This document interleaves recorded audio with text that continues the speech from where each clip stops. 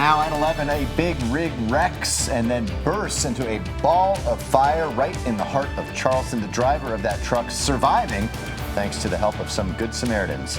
It all happened right there in an extremely busy section of the interstate where I-64 East and I-77 South merge right near exit 100, which takes you right to the Clay Center. Traffic backed up for miles in several directions for hours. Traffic still slow moving right now as we take a live look at the West Virginia 511 maps. Now, the areas here in red are the areas that are still slow moving tonight, just at a standstill, though, earlier today for several hours, backed up for miles. Eyewitness News anchor Stefano DiPietrantonio was the only reporter on the deck as firefighters knocked down that fiery mess. He's live now with how two good Samaritans helped pull the driver of that truck to safety. Steph?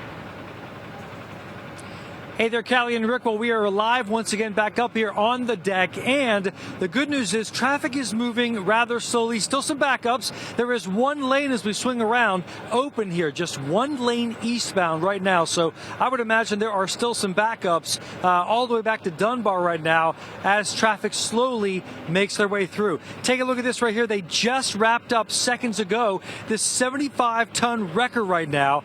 You can see on the back of this flatbed what's left of the load of steel casings that this truck driver was hauling earlier today. Lost control once a rear tire split and then slammed against the barrier wall. But some real heroes tonight, Caitlin Eagle and Kevin Hodge of Montgomery, they really had seconds to act. They were just right behind this truck when it flipped over, and they only had seconds to pull them out before the entire cab went up in a fiery mess.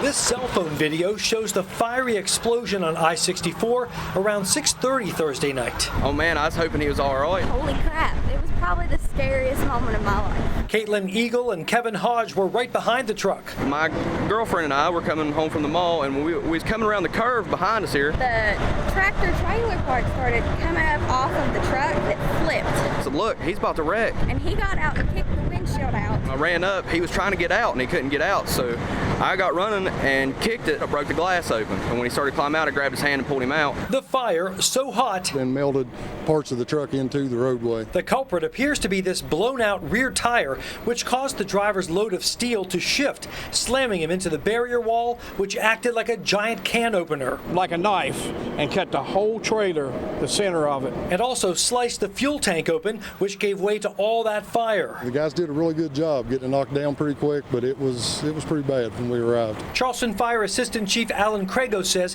he's impressed by what Eagle and Hodge did. People will drive by and take pictures, but not very few people will actually stop and help out. This guy is lucky. He had a couple of angels on his side. Yes, he was very lucky, very lucky. The driver, luckier still, another good Samaritan, is a nurse at CAMC who patched the driver's leg up, his only injury until the ambulance got there. It could have been a lot worse with the amount of traffic this time of evening coming through here. Boy, it sure could have been. And right now, here's the story. The heavy lifting is done. The truck's already pulled away. You can see what's left of the trailer laying right there. All they've got to do now that the steel load's been taken away, is just flip this thing back up on its side and get it towed away.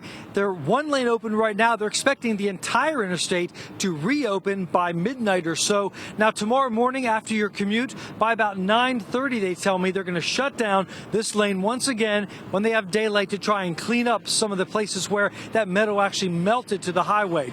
Other than that, things should be smooth sailing past midnight tonight. Stefano DiPietrantonio, Eyewitness News.